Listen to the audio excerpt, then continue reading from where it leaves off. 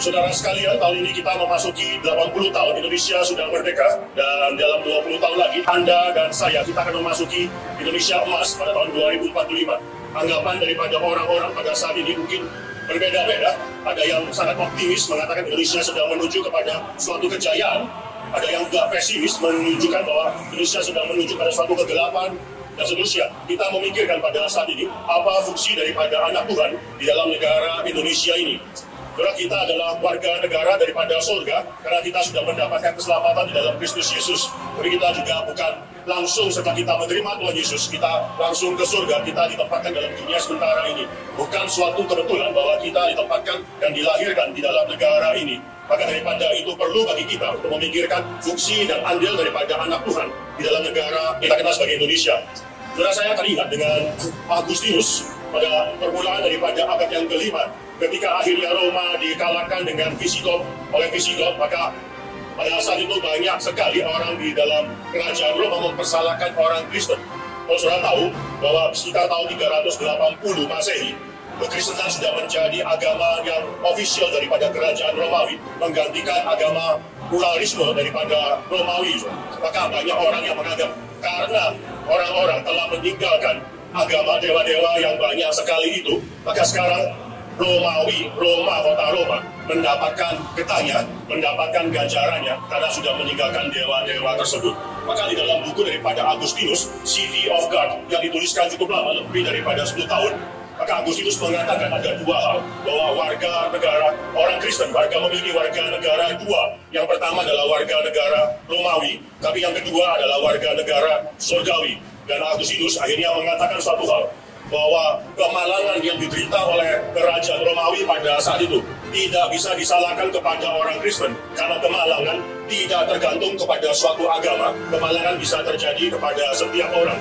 Tapi dalam bagian kedua daripada buku City of God, lebih banyak Agustinus membicarakan mengenai fakta bahwa orang Kristen adalah warga negara daripada surgawi, the citizen of the City of God, the New Jerusalem. Oleh karena itu, orang Kristen juga harus bersumbangsi kepada negara sementara, yaitu negara pemerintah kaisar daripada Romawi. Tetapi lebih daripada itu, orang Kristenlah yang memberikan sumbangsi yang sangat besar kepada kaisar atau pemerintahan daripada Romawi.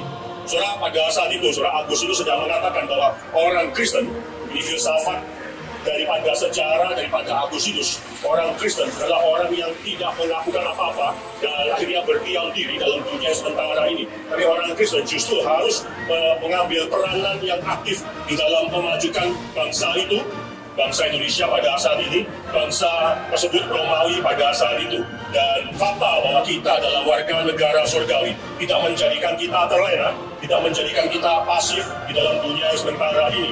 Dan ketika saya memikirkan mengenai hal ini, yaitu bahwa kita adalah warga negara yang sementara, warga negara Indonesia, dan kita juga adalah warga negara daripada surga, maka saya teringat dari suatu periode, suatu episode yang terjadi dalam hidup daripada orang-orang Israel. Saudara tahu bahwa Israel Utara sudah dibuang ke Assyria, Israel Selatan, suku Yehuda, khususnya itu akan dibuang ke Babilonia. Dalam Daniel pasal 1, saudara melihat bagaimana Nebukadnezar itu datang ke Yerusalem, dan di dalam pemerintahan daripada Jehoiakim, saudara, itu akhirnya dibawalah perkakas-perkakas daripada Bait Allah, sebagian daripada perkakas Bait Allah dibawa sampai ke Babilon.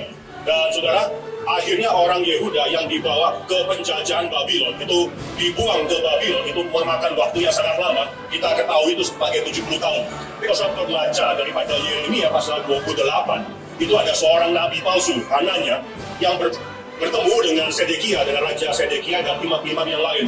Lalu Hananya itu menubuatkan bahwa sekarang kejayaan daripada Israel itu akan kembali lagi di dalam 2 tahun saja. Nah, ini suatu hal yang sangat enak didengarkan oleh orang-orang Israel pada saat itu. Tidak lama lagi maka kejayaan daripada Israel, seluruh barang-barang perkakas daripada Bait Allah yang dibawa pergi akan kembali lagi ke Bait Allah. Lalu Yeremia akhirnya dalam bertatapan atau berhadapan dengan Hananya, dan di dalam Yeremia pasal 29 dia mengatakan, dan akhirnya ditulis surat ini, saya akan membacakan bagi Anda sekalian Yeremia pasal 29 ayat yang kedua saya dengan ayat yang ke-7. Surat itu dikirim dengan perantaran Elasa bin Safan dan Gemaria bin Hilkiah yang diutus oleh Sedekia Raja Yehuda ke Babel kepada Nebukadnezar Raja Babel. Bunyinya, Beginilah firman Tuhan semesta alam Allah Israel kepada semua orang buangan yang diangkut ke dalam pembuangan dari Yerusalem ke Babel. Kalau di sini saudara, dari ayat yang ke-5 sampai ayat yang ke-7 ada 8 imperatif, 8 perintah yang harus diingat oleh orang-orang Israel yang ada di dalam pembuangan di Babel. Yang pertama, dirikanlah rumah untuk kamu diami. Yang kedua, buatlah kebun untuk kamu nikmati hasilnya. Membuat kebun tidak bisa dinikmati dalam waktu 1 hari saja. Itu mungkin perlu waktu yang cukup lama untuk menikmati hasilnya. Yang ketiga, ambillah istri untuk memperanakan anak laki-laki dan perempuan.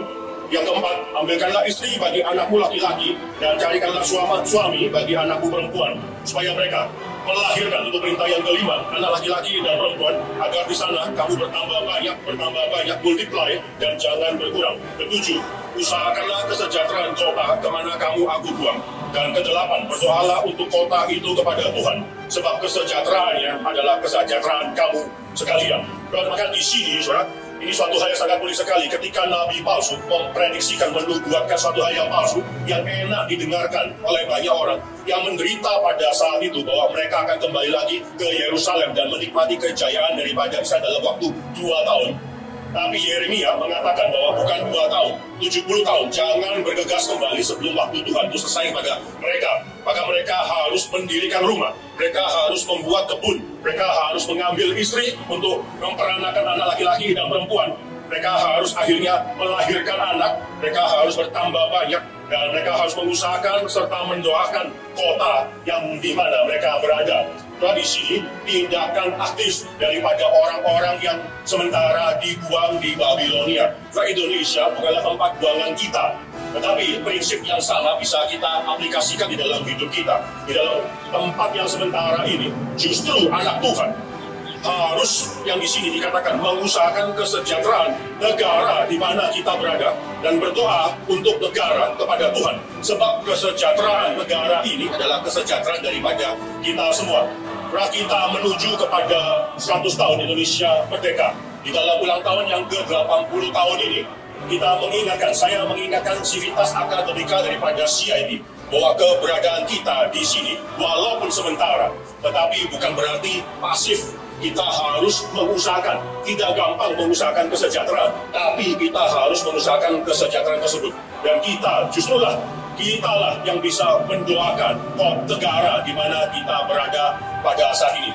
Kiranya sivitas akademika CID pada ulang tahun daripada Indonesia yang ke-80 mengingat bahwa fakta kita adalah warga negara daripada surga.